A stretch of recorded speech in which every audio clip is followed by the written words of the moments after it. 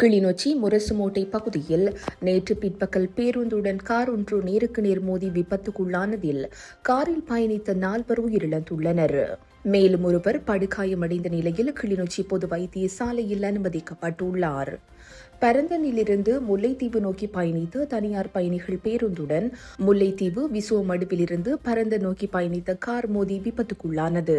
விபத்தின் போது காருக்குள் சிக்கி நசுங்கிய நிலையில் இருந்த இருவரது உடல்கள் நீண்ட போராட்டத்திற்கு பின்னர் மீட்கப்பட்டு கிளிநொச்சி மாவட்ட பொது வைத்தியசாலையின் பிரேத அறையில் வைக்கப்பட்டுள்ளன. குறித்த சம்பவத்தில் விசுவமடு பகுதியைச் சேர்ந்த 46 வயதுடைய பொன்னையா பூபாலன், 34 வயதுடைய சந்திரகுமார் சவேந்திரன், புன்னை நீராவி பகுதியைச் சேர்ந்த குணரத்தினம் குணதர்ஷன், அதே பகுதியைச் சேர்ந்த 34 வயதுடைய யுவானி பிரசாத் ஆகியோர் உயிரிழந்துள்ளனர்.